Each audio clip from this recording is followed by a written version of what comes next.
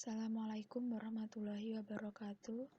Halo teman-teman, sebelumnya perkenalkan nama saya Alvina Rahmatul Ulia.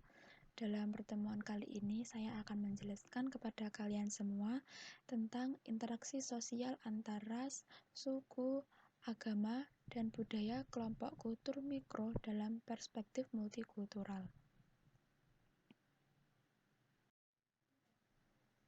Abstrak. Keberadaan multikulturalisme merupakan realitas nyata pada bangsa yang memiliki bermacam-macam ras, suku, agama, dan budaya. Setiap kelompok masyarakat senantiasa terus-menerus menciptakan kulturnya masing-masing sebagai entitas untuk memperkuat atau mempertahankan eksistensi kelompok mereka. Terbentuknya kultur yang ada di masyarakat terbagi menjadi berbagai macam kultur, baik secara mikro maupun makro. Tujuan penelitian ini yaitu mendeskripsikan hubungan interaksi antar ras, suku, agama, dan budaya dalam lingkup mikro. Metode yang digunakan yaitu literatur research, di mana teknik pengambilan data dengan cara mencari serta menelaah buku, jurnal, maupun literatur lain. Hasil library research menunjukkan kelompok anggota masyarakat multikultural, hasil interaksi sosial masyarakat multikultural, dan cara berinteraksi sosial secara positif dalam masyarakat multikultural. Pendahuluan. Indonesia sebagai bangsa yang majemuk memiliki keragaman berbagai ras, suku, budaya, dan agama yang tersebar dari Sabang sampai Merauke, sehingga masyarakat dan bangsa Indonesia disebut dengan istilah masyarakat multikultural. Sebagaimana pernyataan Mahatma bahwa realitas multikultural hadir sebagai kebutuhan mendesak yang diperlukan bagi bangsa Indonesia untuk merekonstruksi kembali kebudayaan bangsa Indonesia menjadi integrating force yang dapat mengikat seluruh keragaman ras, suku, budaya, dan agama tersebut. Dengan adanya keberagaman tersebut, sebagai bangsa Indonesia, kita harus bangga karena keberagaman tersebut tidak ternilai harganya dibandingkan dengan negara-negara lain yang tidak memilikinya. Kunci dari semua kehidupan sosial tidak bisa lepas dari adanya interaksi sosial. Tidak bisa dibayangkan nih, apabila tidak terjadi adanya interaksi sosial, maka mungkin manusia tidak dapat hidup secara bersama-sama. Pertemuan antar orang-orang secara fisik tidak akan mampu menghasilkan pergaulan-pergaulan sosial. Pergaulan-pergaulan sosial tersebut akan terbentuk nih apabila masing-masing orang akan melakukan interaksi sesamanya, seperti kerjasama, saling berbicara, bertukar pendapat, dan lain-lain. Dari sini dapat diketahui bahwa interaksi sosial mengarah pada hubungan-hubungan sosial yang bersifat dinamis. Dalam suatu lingkungan masyarakat multikultural, tentu ditemukannya berbagai ras, suku, agama, dan budaya yang berbeda-beda. Perbedaan tersebut akan melahirkan kelompok-kelompok kultur yang minoritas dan yang mayoritas atau dominan. Kelompok kultur yang minoritas di lingkungan masyarakat multikultural inilah yang disebut dengan kultur mikro atau dikenal dengan istilah microculture. Metode penelitian. Penelitian ini menggunakan metode library research atau disebut juga penelitian kepustakaan. Subjek penelitian yang dijadikan sumber data dalam penelitian ini yaitu masyarakat yang termasuk dalam kategori kelompok kultur mikro. Data yang digunakan diperoleh dari hasil library research atau penelitian kepustakaan yang meliputi dari berbagai literatur yang berkaitan dengan kultur mikro dan interaksi sosial antara ras, suku, agama, dan budaya. Data yang telah terkumpul akan dianalisis secara deskriptif, kemudian disusunnya dalam bentuk artikel ilmiah. Pandangan kultur mikro sebagai kelompok minoritas dalam lingkup masyarakat multikultural. Dalam lingkungan masyarakat multikultural tentu melahirkan dua kelompok masyarakat, yaitu masyarakat yang termasuk dalam kategori mayoritas yang disebut kultur makro, dan masyarakat yang termasuk dalam kategori minoritas yang disebut kultur mikro. Pengelompokan ini berdasarkan dari berbagai faktor yang melatar belakangi kehidupan masyarakat, yaitu ras, suku, agama, dan budaya. Permasalahan mayoritas dan minoritas merupakan perkara yang kompleks. Hal ini dikarenakan persoalan mayoritas dan minoritas senantiasa berkaitan dengan keadilan, pelayanan yang merata, pemberian kesempatan yang sama untuk semua masyarakat tanpa adanya latar belakang ras, suku, agama, dan budaya. Apabila kita menyoroti lingkungan masyarakat majemuk, maka akan terlihat tampak bahwa kelompok minoritas dengan kultur mikronya selalu berada di posisi yang lemah, terdiskriminasikan, serta dikuasai oleh kelompok mayoritas dengan kultur makronya. Pada hakikatnya, relasi antara kelompok mayoritas dan minoritas akan mendatangkan suatu permasalahan apabila kelompok mayoritas selalu melakukan sikap diskriminasi serta menonjolkan sikap arogansi mayoritasnya. Selain itu, diskriminasi dan ketidakadilan yang dilakukan kelompok mayoritas terhadap minoritas juga mengakibatkan munculnya ketegangan dan dendam yang berkepanjangan.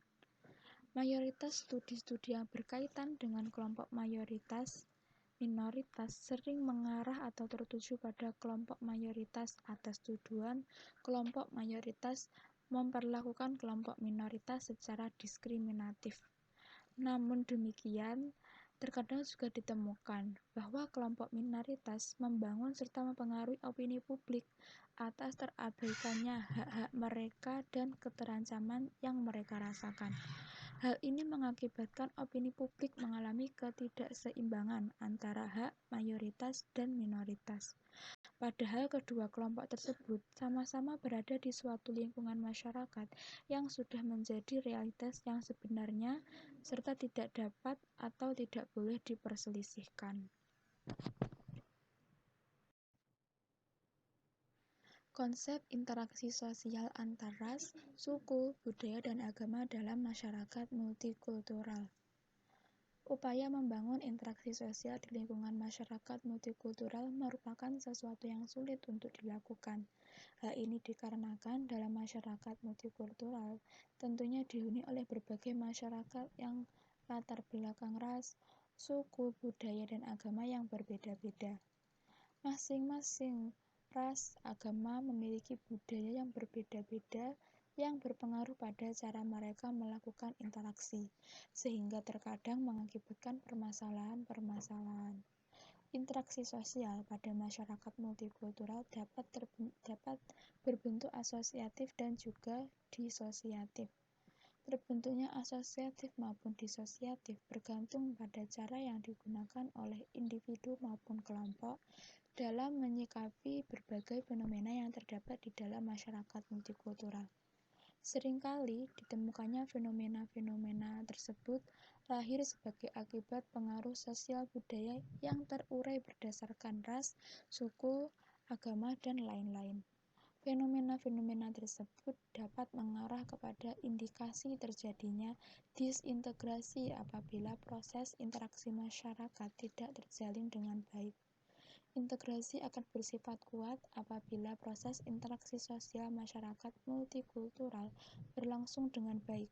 Bahkan seringkali interaksi sosial dibutuhkan untuk mengurangi kesenjangan serta untuk mencapai kesepemahaman dan pengakuan terhadap keberadaan suatu budaya.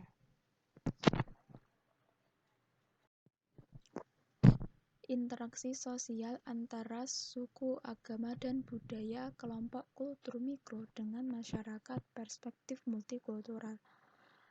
Nah, berikut cara yang ditempuh masyarakat kelompok kultur mikro dalam berinteraksi dengan masyarakat multikultural di sekitarnya sangatlah beragam, yaitu yang pertama, mereka berinteraksi sosial menggunakan peleburan identitas.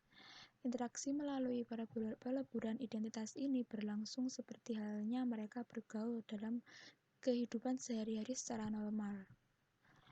Proses peleburan identitas tidak hanya berhasil dengan cepat begitu saja. Diperlukan jangka waktu yang lama agar budaya dari mereka masing-masing dapat melebur jadi satu. Karena lamanya interaksi itu, secara otomatis akan terjadi pertukaran budaya secara alamiah yang melebur jadi satu, sehingga interaksi sosial yang tercipta di antara mereka akan lebih baik. Kedua, interaksi sosial melalui pemanfaatan pranata-pranata tradisional yang ada. Selain itu, pranata-pranata sosial mampu melahirkan berbagai pola hubungan antar suku yang pada intinya menggambarkan adanya proses integrasi yang kuat di antara komunitas satu dengan komunitas yang lain. Bahkan, pranata-pranata tradisional ini dapat digunakan untuk mengatasi permasalahan-permasalahan yang timbul dari interaksi sosial. Ketiga, kemauan masyarakat baik yang kelompok mayoritas maupun minoritas untuk menyesuaikan diri dengan kaidah-kaidah yang berlaku di tempat atau lingkungan yang mereka tinggali. Dengan berbagai adat kebiasaan dari masing-masing kelompok untuk dapat memiliki sifat terbuka dan menghargai adat kebiasaan yang ada di lingkungan masyarakat, sehingga rasa tertekan dan rasa asing tidak menjadi beban bagi kedua kelompok tersebut. Yang keempat, memperkuat interaksi sosial masyarakat yang berbeda dalam ras, suku, agama maupun budaya di lingkungan yang mereka tempati. Nah, cara ini dapat ditempuh karena adanya kemauan masyarakat untuk melakukan hubungan kerjasama dengan tanpa membeda-bedakan ras, suku, agama, dan budaya. Masyarakat harus sadar bahwa lingkungan yang mereka huni memerlukan bantuan orang lain dan mutlak tidak bisa dilakukan sendiri. Kelima, memperkuat interaksi sosial masyarakat melalui kemampuan masyarakat untuk dapat menerima dan menghargai pengaruh unsur-unsur baru yang inovatif. Seperti yang kita ketahui bahwa saat ini ilmu pengetahuan dan teknologi berkembang dengan pesat. Nah, hal ini masyarakat harus mampu menjadikan peluang bagi mereka, khususnya mereka yang berada di daerah yang terisolasi, untuk dapat maju dan mengejar ketinggalan. Keenam, mendorong kuatnya interaksi sosial budaya masyarakat adalah ketersediaan untuk melangsungkan hubungan kekerabatan yang lebih erat dengan kelompok masyarakat lain. Sekian yang dapat saya sampaikan. Untuk lebih detail dan agar teman-teman lebih memahami materi dari saya, teman-teman dapat membaca makalah yang telah saya sampaikan. Terima kasih. Kurang lebihnya saya mohon maaf. Wassalamualaikum warahmatullahi wabarakatuh.